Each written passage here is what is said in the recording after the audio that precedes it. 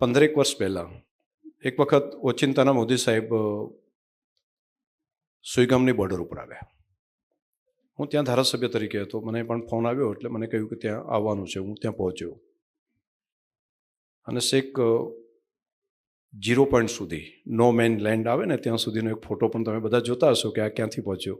તો ત્યાં સુધી સાહેબ ગયા અને BSFના જવાનોને વાત કરી શું સ્થિતિ છે. એમણે કહ્યું કે અમારે પરિવાર સાથે વાત કરવી હોય તો ટેલિફોન નથી.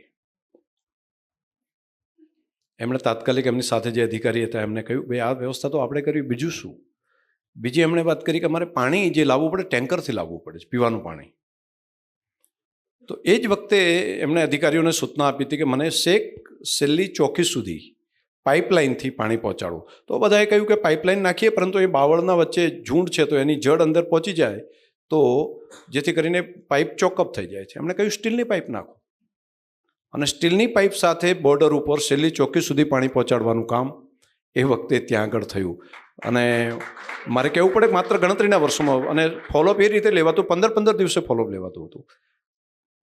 વેજીટેબલ્સની જરૂરિયાત ત્યાં આગળ, શાકભાજી ક્યાંથી મળે BSFના જવાનોને, તો તાજું શાકભાજી મળવા માટે છેક નજીકના શહેર સુધી જવું પડતું. એમણે કહ્યું કે અહીંયા ગ્રીન હાઉસ બનાવો અને જે આ પાણીનું જે વેસ્ટેજ તમારે જાય ને એમાંથી તમે શાકભાજી બનાવો. તો ગ્રીન હાઉસ બનાવીને બોર્ડર ઉપર વેજીટેબલ્સ બનાવવાનું કામ પણ એ વખતે મોદી સાહેબે ત્યાં ચાલુ કરાવરાયું.